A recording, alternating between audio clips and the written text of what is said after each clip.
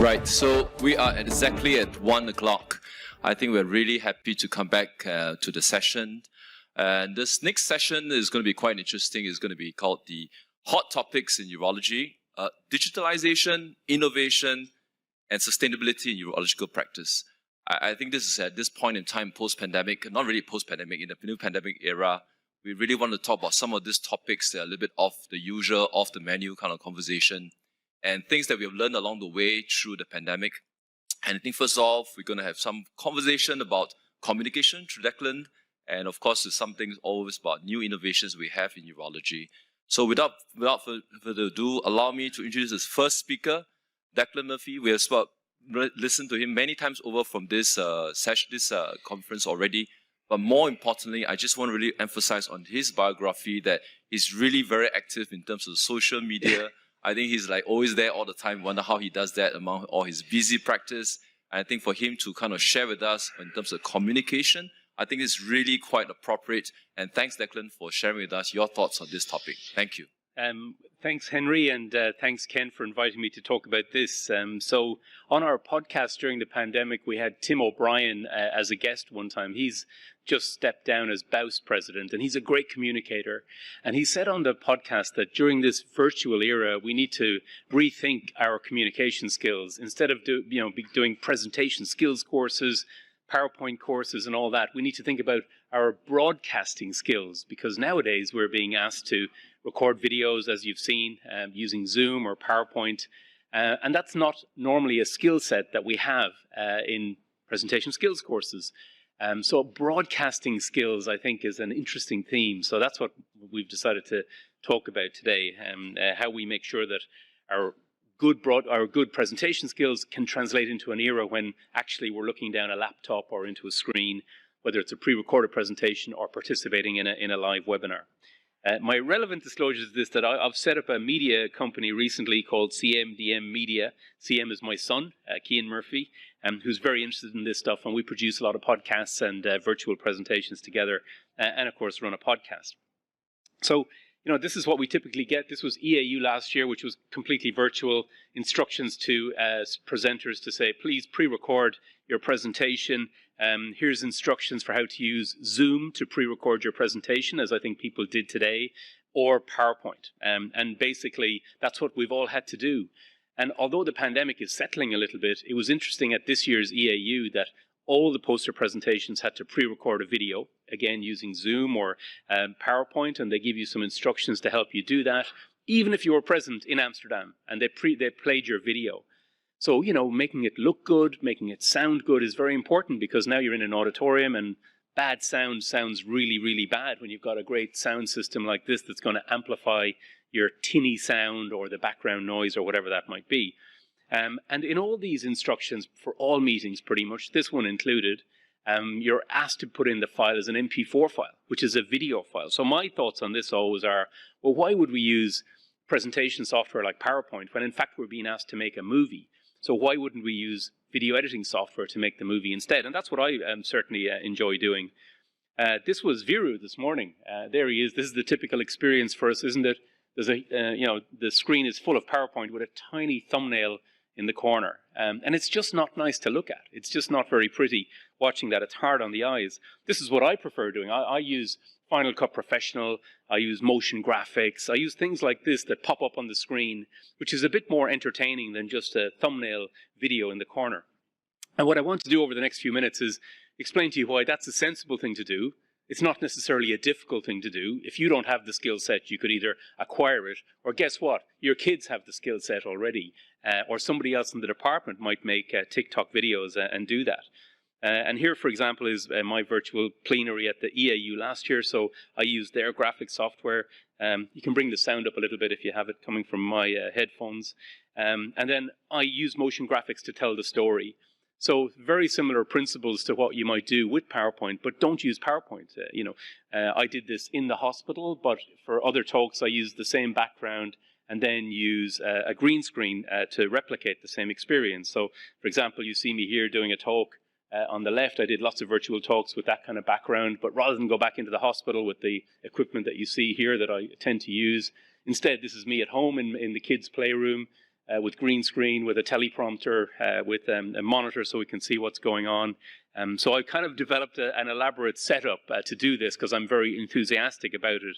But you don't need to have this setup. All you need to do is have like your iPhone to make a video like this. You don't need to have a teleprompter. You could just use a script running up on your iPad in front of you or your laptop in front of you.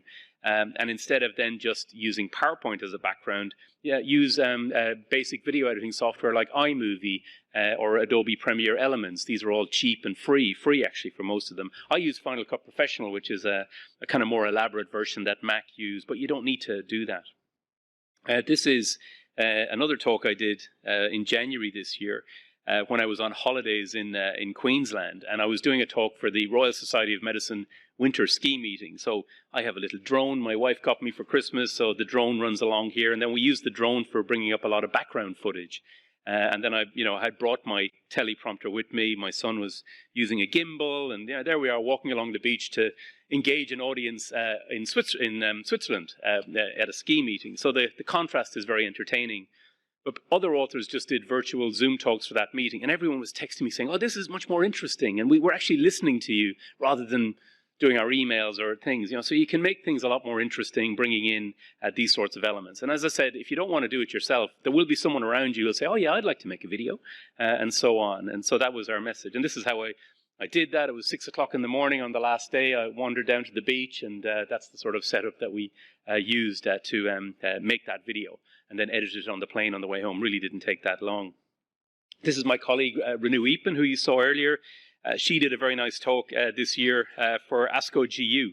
And to make that talk, again, very similar style, we set it up in our room where we tend to run the podcast from. And again, she'd preloaded a script into the teleprompter and read it. And then the motion graphics all came up at the side as she did it.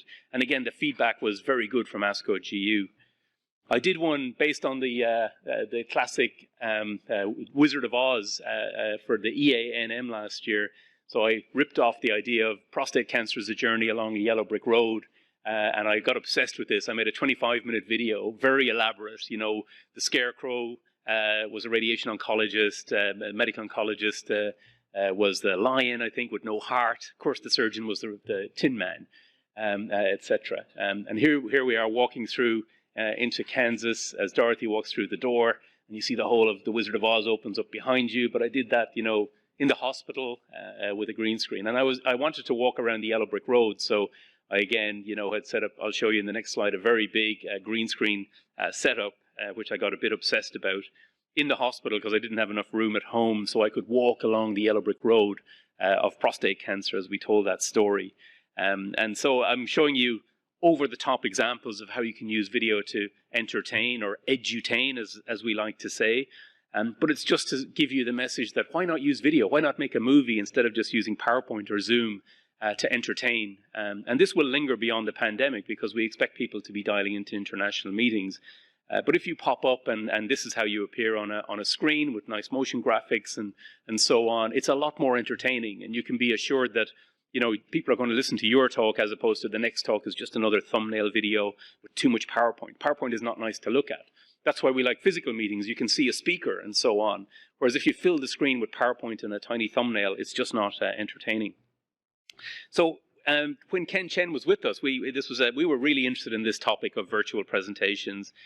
So Ken and his team presented this at the AUA. Jonathan O'Brien presented on Ken's behalf, actually, this year. So we went last year and looked at the EAU virtual meeting. And we analyzed, me and Ken spent a weekend looking at over 2,000 virtual videos at the EAU meeting, 158 hours of content. And we assessed the content for the quality of the virtual presentation.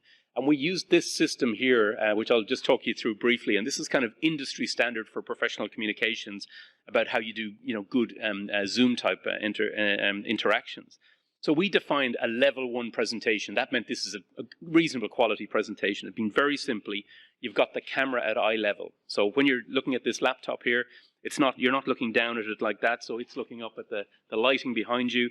We said you should have the camera at eye level. That is good professional video recording, competent. Not even professional, it's just that's the way your eyes should be. Second, we said the audio should be of decent quality. It didn't have to be professional quality, it just had to be audible without tinny noises in the background.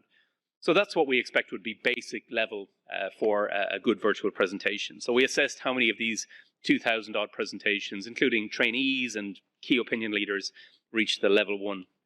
Level 2 is a bit more elaborate. You've got better graphics and better sound and so on and so forth. Level 3 is kind of what we've shown you, the very elaborate virtual presentation. So the proportion of virtual presentations by applying this rubric to it that did not meet that level was 82%. 82% of presentations didn't get to level 1.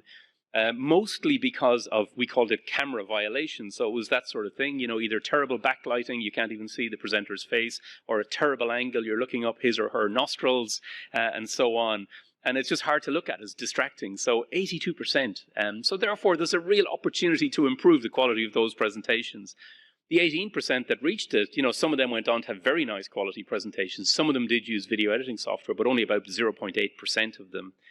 So we thought that, therefore, you know, there's an opportunity to improve. And look, here's an example. This is a plenary session. You know, which one of these do you think is the worst?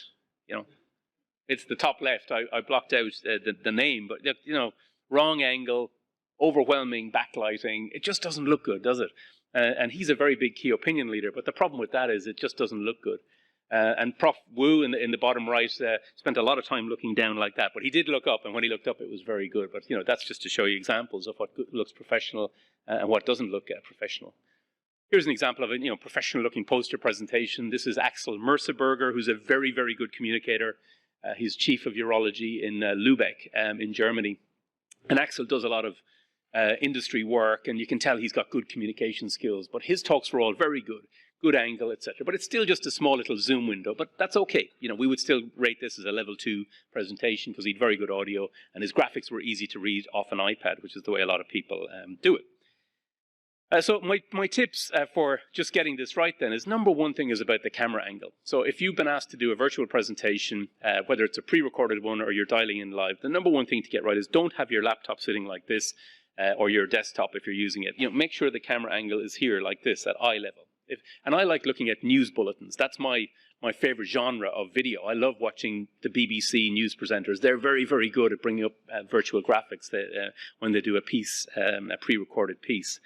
And the audio must be good. So get it right. Listen back to it. Do a little test recording to make sure that either your laptop microphone's okay, or much better, put in a pair of AirPods or some sort of headphones that you can have a microphone close to your mouth. And number 3, the lighting. So you don't have to have professional lighting, but please don't have overwhelming backlighting or over dim and so on. And I'm going to show you an example that we made this week. Pete Genji Trinant is one of our senior fellows that worked with Ken. He just finished up at Peter Mac this week, actually, from Bangkok. And this is in clinic this week at Peter Mac on Tuesday afternoon, because a lot of people, we noticed, shoot their videos in the hospital clinic because maybe it's a kind of a professional looking clean room or whatever it might be. So he's going to show you here how he's trying to get it right. So Pete's there. He likes the background because it's looking outside, but can't you see the problem? It's the backlighting thing. So a lot of people do that. They think, oh, it looks nice outside, but that's no good. We need to see your face. So he's now figuring out that, yeah, the backlighting is not very good, so I probably can't do it from this angle. Maybe I need to move around so that I can see my face. But a lot of people will make that mistake. So Pete's now swinging around to say, okay, now the lighting is going to be much better. He's going to have nice daylight on his face. But then you can see the problem. It's the camera angle. So Ken Chen would have ranked that as a complete fail. And he's got all our favorite camera violations here. Wait till you see it in a minute. He's going to have the fire sprinkler. He'll have the speaker in the roof.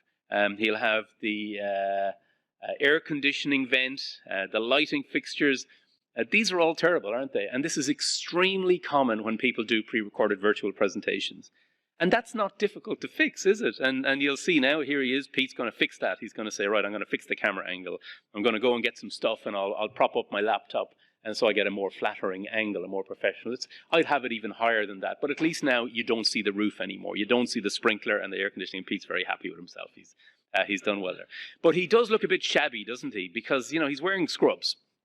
There's probably blood and urine and guts there if you look closely enough, because Pete just came out of theatre. He did his last prostatectomy with me on Tuesday morning, so I know he came fresh out of theatre.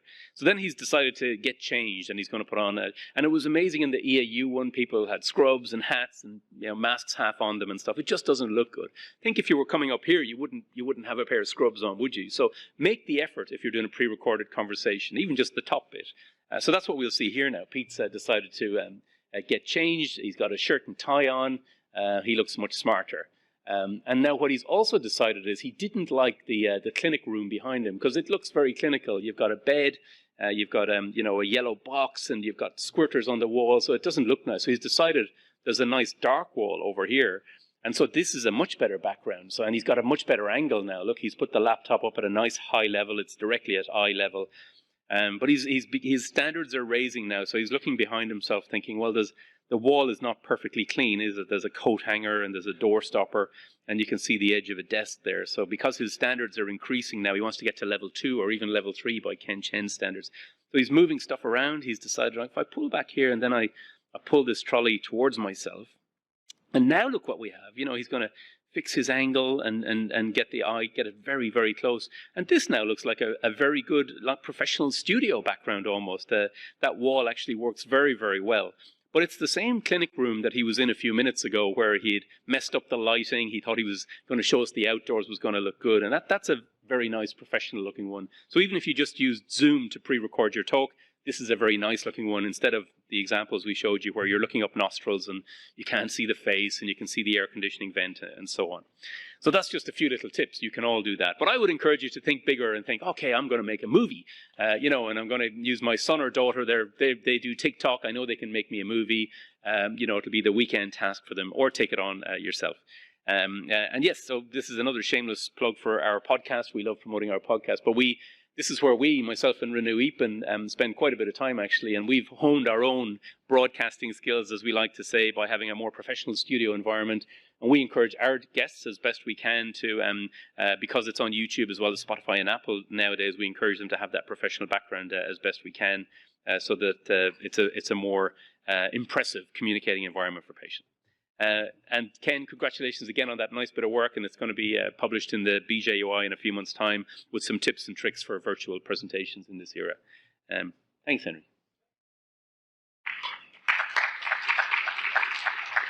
Thanks, Declan. Very nice once again. Any question from the floor? Just a reminder, of course, we have the live Q&A. If you're free to kind of type in your questions if you want to. Maybe while waiting for the questions to come in, I just want to ask that, you know, a lot of time we take this communication for granted in many sense, and wonder how should we kind of like start this for the younger generation? Do you think it's going to be natural, or is it going to go through a phases of trials or studies, or how can we get them on board of this? Well, I think the younger generation, are the content creators out there, probably have better innate skills, Henry, than the rest of us. So they're already very familiar with communicating through social media with their friends and colleagues. Many of them make nice short videos. Many of them are YouTubers already. You know, I met a very nice young urology trainee in Amsterdam, and we were talking about this topic. We were shooting a podcast over there, and suddenly we realized he's got like 60,000 followers on YouTube. He makes his own YouTube blogs, and he talks about life as a junior doctor in the UK. So there's a person who's really got like advanced communication skills, and when he needs to do a scientific presentation, he'll bring that in. Does it matter? Yes, it matters actually. So it's very important to have high quality research and so on, but if you don't communicate it well, and nowadays that means using stuff like YouTube and to broadcast your content, or as you'll see with a lot of Michael Hoffman's presentations, we now build in infographic budget into our planning for every single trial we do, or even retrospective stuff, you know. Now the infographics he showed today, therapy, Vision used our infographic artist in Melbourne. These are expensive. These are $3,000, those ones. But let me tell you, you know, I said to Michael, you have too much money to spend on infographics, but it's very effective. You can see we now use infographics to do presentations. Yeah. But you can go on to Fiverr. Fiverr is my favorite app, Fiverr. Fiverr is a great place to go and get infographics, video editing, logos done. $50, $100 will get you a huge suite of stuff. But you can go on to Fiverr and say, I want a logo. Those two logos I showed you at the start are off Fiverr, you know. Go on to Fiverr, 24 hours later, someone in the Philippines has created you a beautiful logo back and forth, you know. And so use these gig economy type platforms to bridge the gap between your own skills and actually what you'd like to output. My suspicion is going forward, there'll be more and more platforms that will be allowing people to present in different ways. And the proportion of videos will probably kind of increase over time. I think so. Yeah. There's a question from an audience which says, what are your thoughts on the use of automated AI narration? I think it's quite clear we have a natural voice versus that of a very automatic voice. Yeah. Any thoughts on that one? Yeah. Well, look, so we heard quite a few of those on the EAU thing. Ken suddenly picked that up. He said, we're hearing quite a few AI ones from China in particular. And what can you do? If English is not your first language, it's during the pandemic, you don't have any co-authors who speak English very well, and you're anxious about communicating, you have to do the presentation in English for EAU. I think they provide a solution to that problem, but they're tough to listen to. I can tell you, having gone back and listened to them, it is better if you have someone who can speak English. And remember, for your pre-recorded presentations, it's scripted, isn't it? Yep. So we have had people who've said to us, well, I'm not confident about my English, but my sister's boyfriend speaks English very well. And they're going to read out the script for you. That's perfectly fine, isn't it? You don't have to be an author or a clinician to read that script out. And that is better than AI if you have someone who speaks. It's easier for us to listen to a human voice, for sure. Definitely. Any other questions from the floor? Right, I suspect this is going to be a recurrent conversation. And Ben, do you want to say something? No? We'll see some great videos next year at this meeting. Yeah, I'm sure this is going to be an ongoing conversation. You probably at the start, and I can recognize the name CM Media. CMDM Media, that's right. Exactly. Yeah, thanks so much, Declan. No, appreciate it. Thank you. All right, so next we'll move on to the next speaker. Allow me to introduce Abel Ang. Thanks, Abel. He's a group CEO of Advanced MedTech Holdings. He's a founding group chief executive of Advanced MedTech Holdings, and he's also a adjunct full professor of Nanyang Business School in Singapore and Waseda University in Japan. He's a master's in computational biology for Reuters University. At the same time, he also awarded the Public Service Medal Award in 2021 for his contribution to the medical device industry. So thank you so much, Abel, for showing us what are the disruptive innovation in urology. Appreciate it. Thank you. Well, thanks a lot, Henry, and thanks to the organizers for the invitation. I'm just going to see if I can get this to... Okay, very good. I really enjoyed the presentation from Declan just now, and I wanted to maybe spend a little bit of time talking about a couple of things. I don't know to what extent some of you have heard of this homegrown Singapore company called Advanced MedTech. We've actually only been around for about 4 years under the brand Advanced MedTech. Some of the urologists in the room will actually know of our portfolio company called Dornier MedTech, which has been in the urology space for about 40 years. And I'm pretty sure that some of you have probably used some of the capital equipment or even some of the lasers that the company provides. One thing that we think about as a company really is how do we, coming from Singapore, change this big world of a medical device out there, right? I think that if you look outside in the exhibition, and I spent some time in the exhibition just now, you have all these great companies that are in the world of urology who are moving the envelope as far as technology is concerned. And I think that for us, one of the things that we get up every day and we ask ourselves is, how do we make a difference in this world of medical devices specifically, and in the specific area, in the area of urology? So hopefully in the next couple of charts, I will be able to share a little bit about what we are doing in our own little segment of the business. If you look at the urology space, and I thought it's good to maybe just provide high level what the urology business globally looks like. It's about a $4 billion revenue opportunity, and many of the people in the room are contributing to it. What Advanced MedTech does in terms of revenue is we only have a $280 million piece of the business, right? We are quite profitable, about $70 million of EBITDA, about 1,000 employees around the world. And one thing perhaps that's interesting about us is that, when we first started the journey, 70% of our business was capital equipment. Now, actually, over the years, we flipped it around. Actually, 70% of our business is now recurring in terms of services, in terms of consumables, and so on. And then the rest of it, I think I'll elaborate as I go along. Right, but I think that one thing that I wanted to maybe spend a little bit of time talking about is this concept of, is the product the innovation? Right. Again, outside of this room, we see many, new lasers, new prostate devices, new clips, new ways to use steam, new ways to ablate, and so on and so forth. But I think that ultimately we have to ask ourselves, is the product the innovation? right? Is that the thing that is going to make a difference to the patient? Is that ultimately moving to where the puck is going to go on a global healthcare basis, right? I think as we proceed along, even in the US, you can see already, this is a country that spends 18% of their GDP on healthcare, right? And every year we spend more and more money. In Singapore, we have the same issues, right? We spend more and more money on healthcare. I'm sure many of you are familiar with the controversy that is in the area of cancer and oncology right now about what can be used, what cannot be used for a patient. So increasingly, if we keep going into the arms race of the product is the innovation, I fear that that will not end in a good place, right? Because companies that put more and more money into innovation will expect higher and higher returns. And then the higher and higher returns will result in who pays, right? It's not going to, it's the healthcare system, it's the patient, somebody's got to pick up the tab, right? So I think the question for us is, of course, as a company, innovation is a big thing. Product innovation is a big thing. If you're interested, we have a new laser that's already released in Europe. It's called the Tulio Laser. It's a next generation thulium laser.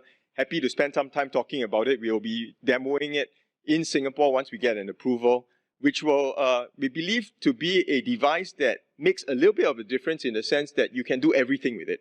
You can do enucleation with it, you can do stones with it, big stones, small stones, so on and so forth. But I mean, the goal is not to sell you on what we are trying to do on the product innovation side. I think the goal is to tell you, to raise the question, right, can we continue to focus on more and more expensive innovation, or to find a different way to solve the same problem, ultimately resulting in better outcomes for the patient, right, better outcomes for the provider, like Ng Teng Fong, and then better outcomes for the payers, which is ultimately in the particular case that we're talking about, whether it's government or whether it's a private payers. I think this is something that we'll have to start to think about from a disruptive innovation standpoint. The other area that I often hear is that the innovation is going to come from startups, right? And I think that we as a company, we've spent, since the start of the pandemic, more than $100 million investing in companies and startups of all forms, right? I mean, one of them, we actually, Sonar Motion, we just had a board meeting. I sit on the board. This is a company that is doing a next generation non-invasive burst wave lithotripsy, right? And Ben is actually helping us in UBC in Canada on the clinical trial side. We have received interest from various urologists here in Singapore to be part of a global clinical trial if we do get there, right? But I think, again, my question really is it startup the innovation, right? You know, we can spend more and more money in startups. I think that, again, you can throw a stone in the US now. I believe that the count is that there are 50 prostate-related startups in the US right now, right? Many of them are struggling to raise money because the FDA has increased the bar for what it will take to get a prostate health product through the FDA, right? But the question really, again, as I ask myself, is the startup the innovation, right? Is that the way to get innovation in healthcare? We have a digital health investment in urology called DeviCare. We've also invested in the PCR for UTI area as well, right? So I think what we are trying to do is, okay, look, startups are a good way to get some innovation, but I actually don't believe that the startup is the magic bullet, right? I don't believe that startup is the magic bullet. Then the next question is this, right? Let me see. Is patient access the innovation? Is digital urology the innovation? Right? So I share with you this, and if you're interested, there's a little QR code there. If you scan the QR code, it will take you to the largest digital urology community in the world. Largest digital urology community, both for prostate health as well as stone care, right? And we've actually been able to build this. This is a digital community that we have built at Advanced MedTech in the last couple of years. We have 50 million patients and caregiver visits. At this point of time, 1 out of every 10 stone patients in the US is a member of this community. So when we make a call, for example, recently during the pandemic, we wanted to find out where are US stone patients most comfortable being treated, right? Because all the states were shut down, right? No elective surgeries, people were suffering from stones, and people were trying to figure out, and many of you as urologists, you all know this, if you have a stone, this is one of the most treated diseases, because if you have a stone, you know about it, right? Unless you're an asymptomatic stone patient. If you have a stone, you're going to get that fixed by hook or by crook. So these stone patients were all running around all over the US trying to figure out how to get their stones fixed. So we ran a little survey in our community, And we found out that these people were very comfortable going to an ambulatory surgery center, ASC. These people were very comfortable getting their stones treated in a doctor's office. So actually, through the pandemic, we do right now in the US 1 out of every 10 stone procedures, right? Advanced MedTech, we do it. And in this 1 out of 10, during the pandemic, we never dropped the case because we were able to move our patients out of acute care settings into doctors' offices, into ambulatory surgical centers, in order to get the patients taken care of at the end of the day, right? And increasingly, what we are able to see is we are able to journey with our patients. And we did a survey recently, again, same patient population, where they told us 2 out of 3 of these patients are getting from the community what they are not getting from their primary care providers in terms of how to take care of their stones, how to maintain their health and well-being during the time that they are not in surgery or they are not being treated. So I think that the question ultimately we're asking is patient access the innovation, right? So I think that, again, I didn't want to overrun my time. I think what I wanted to leave behind for this group, for this august group of physicians and clinicians, is really that we think increasingly that the platform is the innovation, right? The platform is the innovation in the sense that ultimately, whether you're a patient, whether you're a healthcare provider, whether you're a healthcare payer, you shouldn't have to care. Ultimately, whether it's a capital equipment, whether it's a consumable, whether it's a clinical urology service, or whether it's patient access, you just want to get the patient fixed, right? You want to deliver the healthcare service, and for the payers, ultimately what you're looking for is you're looking for best value, right? So increasingly, just to give you a sense of what we are thinking about, we have a very comprehensive capital equipment portfolio, right? Whether you are talking about anything that you need in a uro-surgical endourology suite, chances are we will provide it. We also have a very comprehensive consumables portfolio as well, right? We now also do clinical urology, as I mentioned, right? We have staff which attend surgery together with the urologists, so that actually the only person that you need in the surgical care setting is the urologist. And we are able to surround the urologist with all the capital equipment, all the consumables that they need to be able to fix the patient, and also the surgical staff to actually get the patient taken care of. Right now, we do 1 out of every 10 stone patients in the US, right? Through our procedures. And we also contract with 20% of the urologists in the US, right? And then the last area is we are now able to also touch the patient directly. To the extent that we can influence patient behavior, we can monitor the patients when they leave the surgical care setting to make sure that they are feeling better and they're doing okay. So increasingly our thinking, again, with the view of value-based healthcare, to answer the question of how do we deliver innovation to a system, right? We are increasingly thinking that disruptive innovation will increasingly look along the lines of a platform and not just innovating on the fringes, right? A new piece of capital equipment, a new scope, right? A new stent, a new this or a new that, right? I think that increasingly what we'll have to do is we'll take a multi-pronged approach to innovation. And I think that increasingly, whether it's a startup or whatever, what we will try and do at Advanced MedTech is we'll consolidate that and we'll try and provide the best care to patients, payers, and healthcare providers. And that's the goal that we are trying to reach. So in a nutshell, that's all I had to share. I'm happy to take any questions from the team. Right. Thank you. Thanks, Abel. Wonderful talk. Any questions from the ground for Abel? Yep. At the same time, I'd like to kind of introduce Jeremy, who is actually online, to join us in this conversation. Of course, he's now in Hong Kong, but he will come online. It's a very interesting format that we're doing this moderation, both virtual and physical and hybrid. Yep. Prof. Ching. Yep. Wonderful talk. Very inspiring. What I'm hearing is that instead of being fixated about certain technology, certain equipment, even certain services, you are now proposing that we should all be in the business of being like an aggregator, some form of facilitator. You have a need, you have a renal colic from a stone, you Google and or you come to your site and you provide a platform where the necessary trusted services can be delivered, not just locally but globally. Well, we're doing it in the US first, but the US. eventually, of course, we'll take it. My outside of question the is, US. why restrict to waterworks and urology? That platform, because nobody comes in with a label that I'm a urology patient and therefore I should go into a urology site Sure. to look for. And I mean, it's an interesting concept, but in a way, what's the business case? Sure. Yeah, thank you. It's a great question, Prof.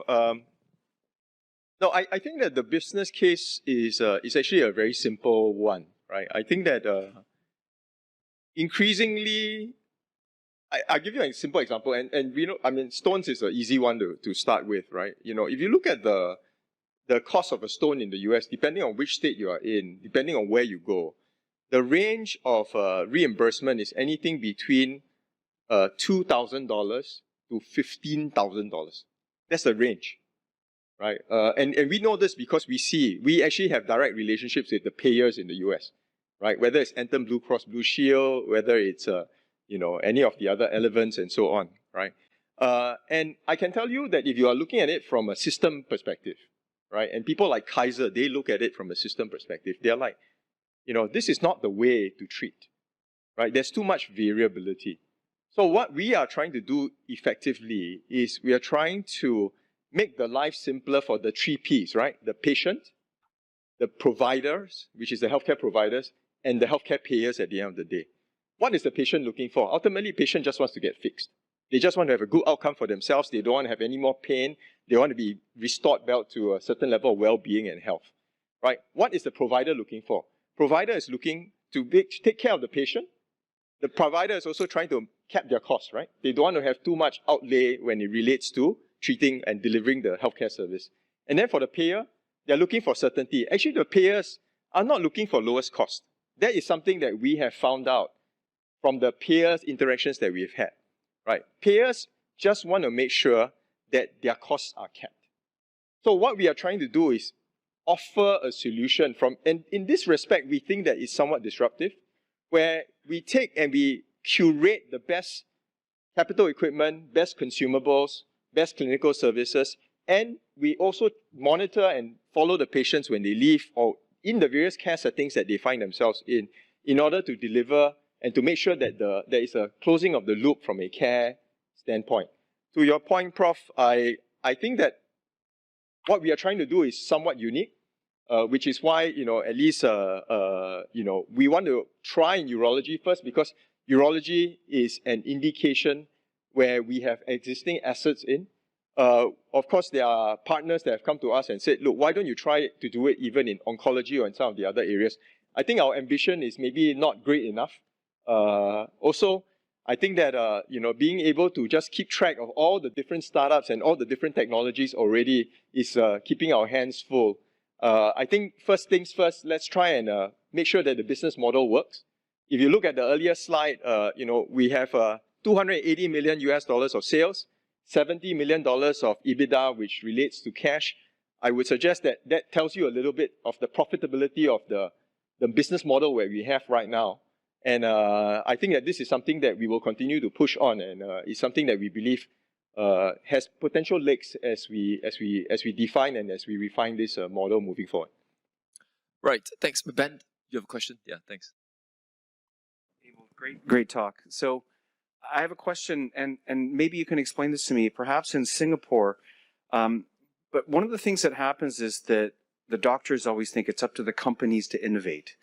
We need to have the physicians help them as well, too. There's nothing worse than the engineers coming with you with something. Hey, we made this thing. Can you use it? And then they go and find a use for it. I think that's the worst thing.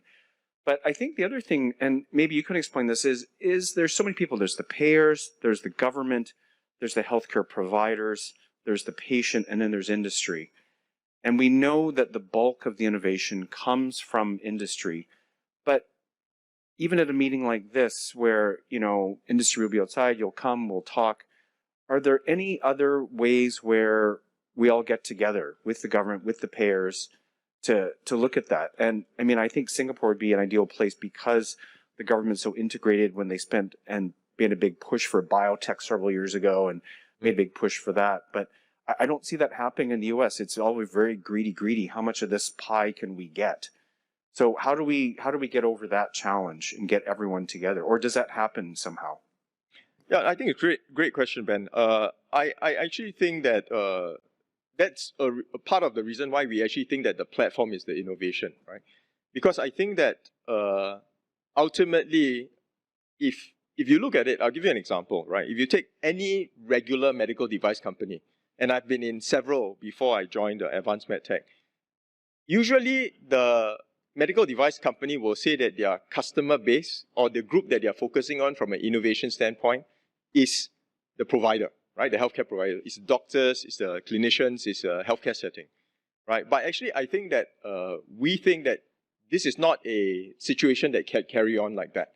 Because this arms race that we are in, right? More and more expensive, greater and greater cost, pushed down to the patient, pushed down to the payers. At some point, this thing will break. And like I said, I think Singapore is now starting to see it in the area of oncology, right? And it's deeply unpopular. I mean, Ben, you're not living here. It's deeply unpopular. I cannot read the newspaper on any given day without reading something against people raging against the system about what we are trying to do here in Singapore is incorrect and is inhumane in terms of off-label usage for drugs and so on, right? But I actually think that that is a reaction to this arms race that we are in.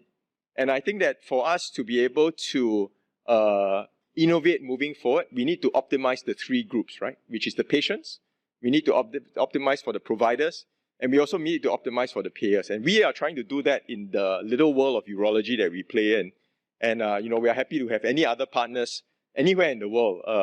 Right now, we are testing it out primarily in the US, but we'll be happy to do that really anywhere in the world that we will be allowed to, because we think that this is a model that we have seen some success in, and we think that this is a way that will bring true innovation or value-based innovation in the future, which is the only really sustainable way to innovate, right? Because I don't think that the current model that we have is one that is truly, truly sustainable.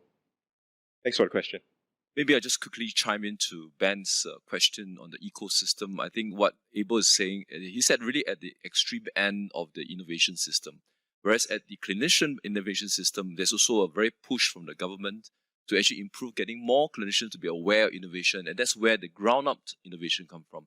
So both the ground-up approach and the top-down approach, that's where the marriage will come in together to look for this really commercializable kind of innovation. That's why we're working very closely on this particular topic. Yeah, and Henry is like the godfather for all this ground-up innovation in Singapore. So he's the right guy.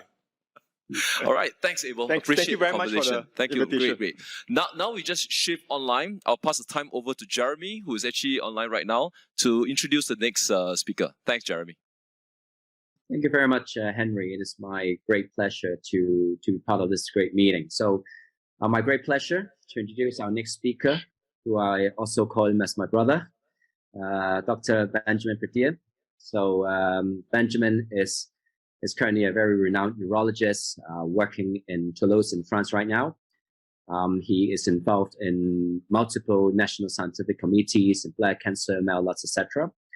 And he is also currently in the EAU Young Academic Urologist group for urothelial carcinoma, and really, a rising star in the uro-oncology field. But today, he will give a talk on something quite different, which I think as healthcare professionals, we should really focus on in the coming years. So he will talk about strategies to improve sustainability in urology practice.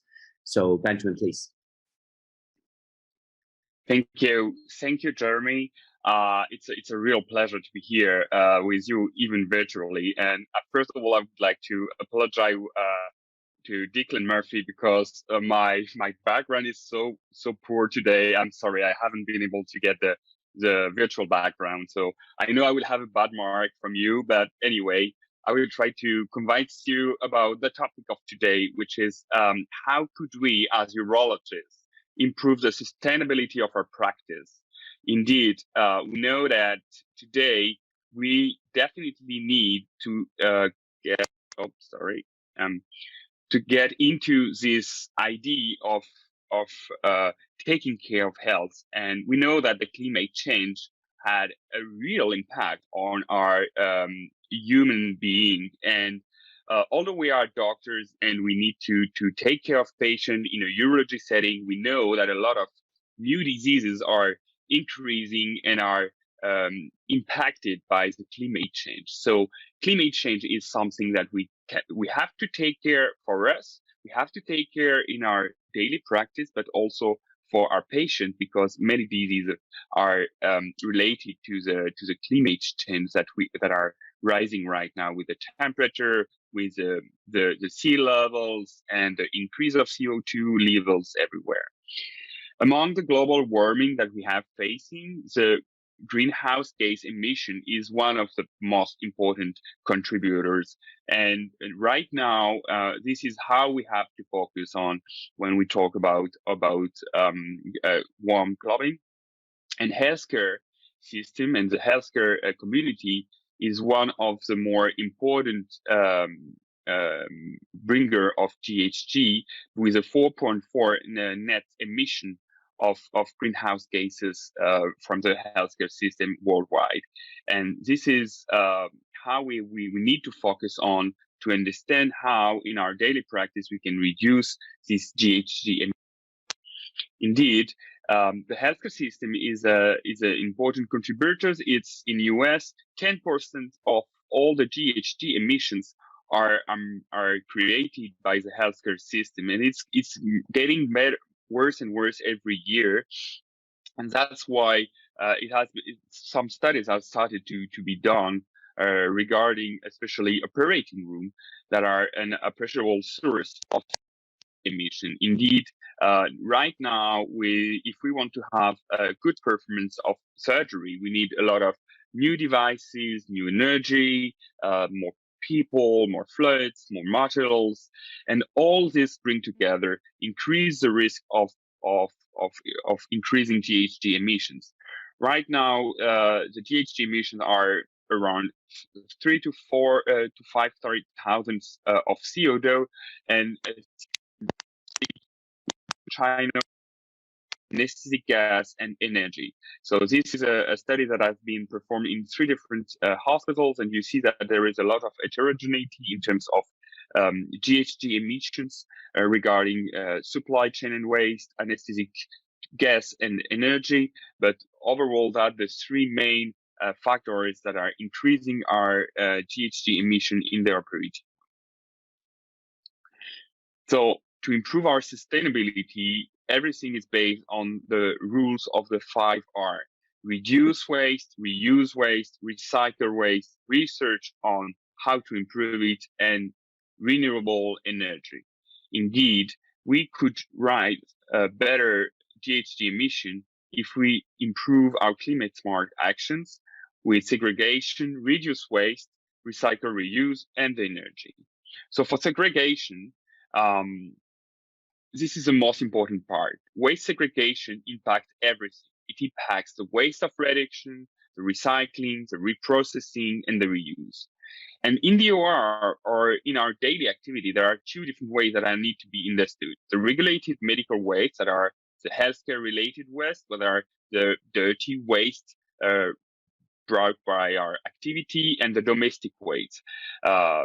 Usually we have the RMW are in the yellow bags or in the red bag, depending on where you are in the world, and the domestic waste are all the other ones, that the non-hazardous waste or the general waste, that are in the black bags. The thing is that segregation, so where to put my waste, in the green, in the red, in the white, or in the yellow bag, is usually not well known. Indeed, 50% of healthcare workers make mistakes when they do segregation, and 60% of them would like to have education on how to segregate our waste and how to manage them. So if we reduce our regulated medical waste, we can reduce our GHG emissions. And for that, we need to educate people. And education is actually the key. And as you see in this study, when you improve the recycle and segregation education in a team, you can increase the recyclable waste and the general waste by more than 80% in a couple of years. So basically, education for segregation is mandatory right now. This is the backbone of any climate smart action, as I said, and despite we don't have really now national or local rules for segregation, there is definitely a lack of education that we can improve if we talk with our team, from the nurses, anesthesiologists, our residents, and our colleagues. To reduce the waste and to recycle our waste, there are several things that could be done from our daily practice, especially when you look at the patient pathway.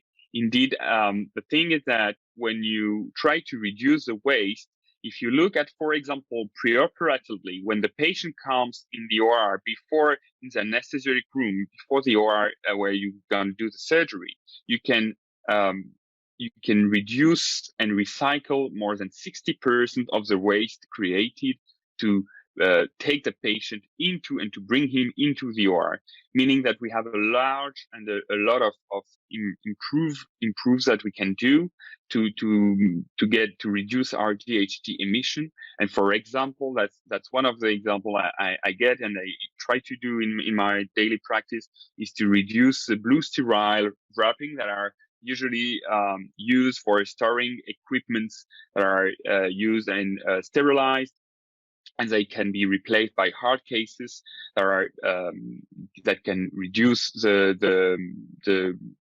risk of using too much blue sterile wrapping. And during the surgery, there are two things that are very important and that increase our GHG right now.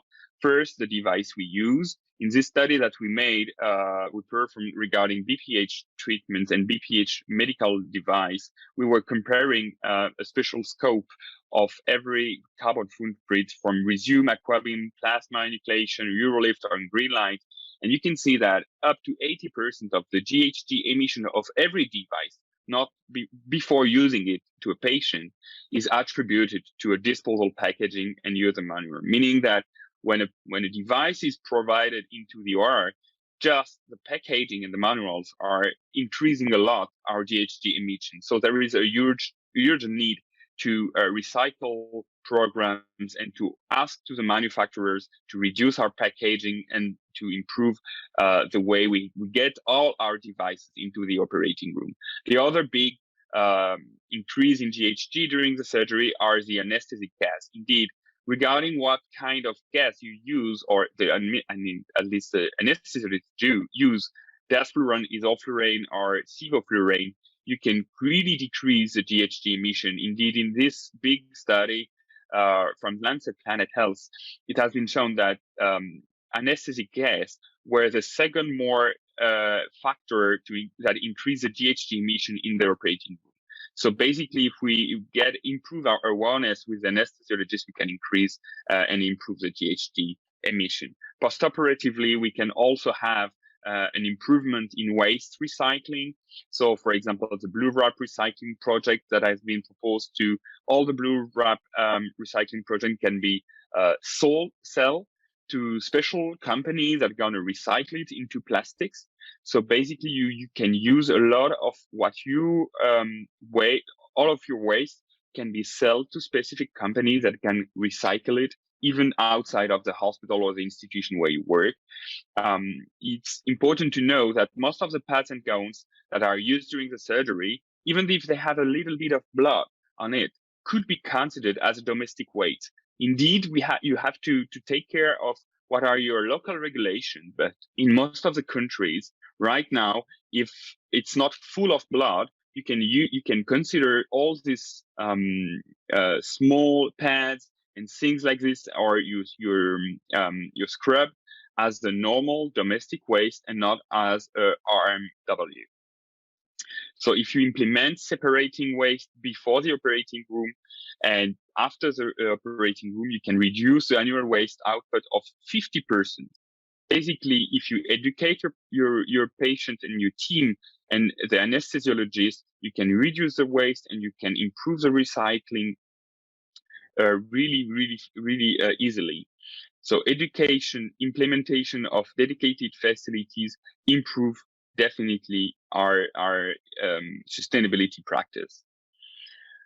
For reusing, we have all this question about should we use disposable or reusable devices. there are still a lot of debate on it. And what can I say is that actually in 2022, we can't really give a clear statement.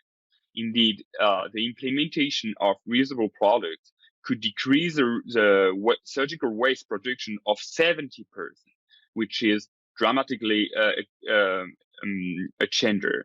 But on the other side, there are some studies, as this study that was looking at different reusable and disposable ureteroscopes, and they didn't find any difference between both of reusable and disposable in terms of carbon footprint. So there are still a lot of discussion regarding should we go to all disposable or reusable. The thing is that if we go back to reusable devices, we have to take in mind that the main emission from reused devices came from the sterilization and washing. And so far, there are very few studies and very few concern about how sterilization for reusable equipment could be more effective in terms of sustainability and where do these liquids go and how you can improve and recycle them. Because right now, as you can see on this chart in blue, all the sterilization process is the biggest impact in terms of GHG emission.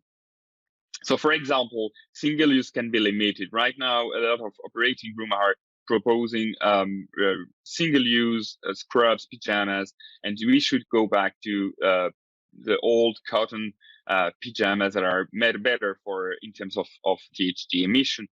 If we talk about it, I think the best way to understand is that single use has really his position in our operating room and should be promoted all day long, but we still need to assess the indication to regulate the use, and we have to work with the manufacturers and our institution to propose dedicated reprocessing pathway to reduce the carbon footprint of this single-use medical device.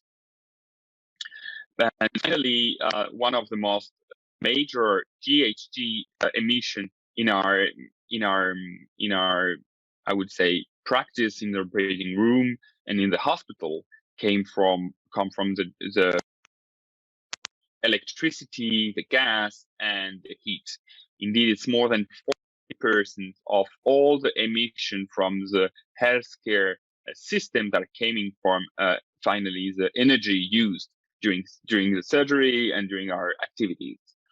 So we have to try to improve our energy consumption. And when you look at it, you see that most of our climate emissions are coming from that. And we can try to improve for example, in the operating room, the heating, the ventilation, and the air conditioning can be improved to reduce our GHG emission.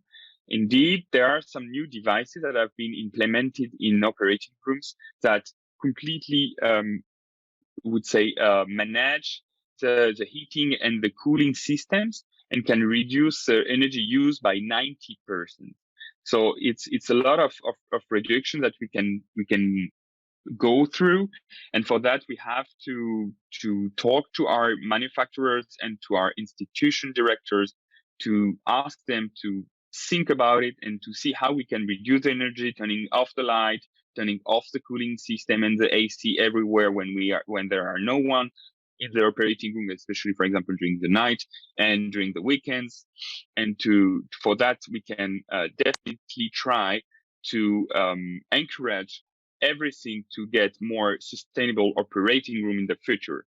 And that's something that even urologists has to think about and to talk about it like right now and for the future of our residents.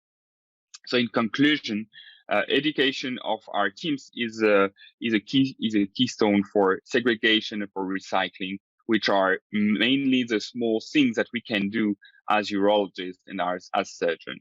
We need to talk about it. We need to increase our awareness and implement daily action as we always do and already do in our kitchen or in our house. And the way we do it in our house should be the same in our operating room and at work. So the strategy of carbon footprint saving should be always discussed when we talk about new devices and new actions that are made.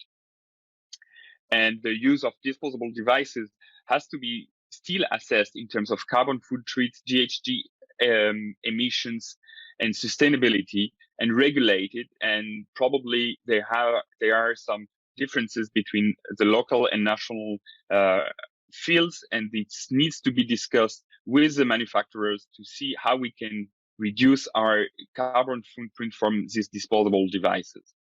Then finally, I think it's very important to have a promotion of research in the field of how to improve our sustainability in urology. And we need to definitely promote this kind of research, because there are many agreements that have been done and settled from Paris in 2016 and last year in 2021 at the COP26 in order to stave off the worst impact of climate change, and especially in the healthcare system. So we need to stick to our responsibility to implement this Hippocratic oath to first do not harm. And it relates to our own climate footprint to do it right now. So the urology community needs to promote it. And I hope we're gonna improve our climate smart action to improve this development of sustainability for our future surgical practice and for our next generation of surgeons. I thank you for your attention. Thanks, Ben. Thank you, Ben. Thanks a lot. Any question from the floor for Ben? In fact, I think this is really quite timely. I think for urology, we do a lot of disposable scopes and all this, and we need to go into our awareness and consciousness of this aspect of our practice. Maybe I just ask one last question, a question on about, especially of course for the single-use scope. Do you think the use of a circular economy is possible for such a scope? What are your thoughts on this particular issues? I think many people are thinking, I really think that the 4-hour limit for some scopes might look like, and really how can we actually use it in more purposeful fashion? Any thought on that, Ben or Jeremy? Yeah, thanks. Yeah, I think it's a good. It's a tough challenge right now to reduce and to get a better use of our devices, especially where with the manufacturers that are bringing everything from most of our devices are developed and built in Asia. It's very hard to reduce this kind of I think part of the scope of the carbon footprint, but we need to think about it. But yeah, I think that's a really challenging question for now. And we need probably to focus more on how we can reduce our the impact by carbon of everything after the use of our devices instead of before, because right now it's too hard to, with the global commercialization, it's too hard in my opinion. I guess for now, Perhaps I can follow up with one more question. Jeremy, yeah, go ahead. Yep. Yeah. So because, being sustainable, I believe, everybody would agree that we must think of ways to be sustainable. But at the same time, we need to be aware of the costs as well, isn't it? So is it at all possible to be sustainable, but at the same time less costly? Then in that sense, then everybody will win and everybody, it's easier to adopt. So what's your thoughts behind it? Right. I think we can. I think we definitely can. Well, I guess this is where disruptive innovations come in to kind of push everybody's boundaries in terms of pushing the cost down and making sure that we are addressing sustainability as one of our agenda going forward. But I guess it's important to kind of put this into awareness of all next generation urologists to think about, hey, this is also one facet that we need to consider as we learn and adopt many of the new innovations that come through. Thanks, Ben, and thanks, Jeremy. I think the last speaker is Dr. Sunil. Oh, there's a question there. Yeah, Prof. Cheng here. Thanks.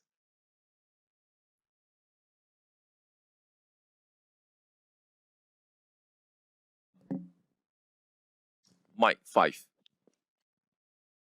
So, like single use, this is a policy thing, and there's so many opportunities for us to save the planet, right?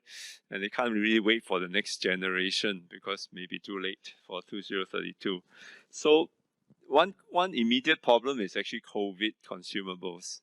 do you have any thoughts about what we can do? Should we recycle our masks? Should we use less PPE? I mean, what's the this is a burning problem. The ocean is drowning with masks. Sounds like we need to ask the task force from the Ministry of Health. I guess there's no right or wrong answer at this point. I don't think we have a straight answer to Prof. Cheng's very high-level question. Yeah. People are very innovative. Maybe we should have a global alliance to share best practice. Whatever you can change in policy in one country can trigger, an avalanche of changes, rather than we just accept the status quo that we're going to throw away so much things. And a lot of it are not really evidence-based. Whether EAU or SUA, shall we form a global alliance to look at these to share best practice, maybe using Duncan's idea of TikTok and other social media platforms. Thank you. Thanks. Definitely. Yeah. Okay. Thanks, Prof. Cheng, for the comment. I think it's a challenge for us, not the next generation, but our generation, to start thinking about how to be disruptive yet sustainable in the urological practice that we have. Dr. Sunil, who is supposed to talk about COVID-related infection, but unfortunately he himself is down with COVID right now. It's so bad that he is not able to even give a talk and be present at this point. And we wish him all the best in his recovery. And with that, I'd like to thank you all for your attention, and Jeremy and online, and we'll end this session particularly. Thank you so much for all your attention. Thank you. Thank you very much.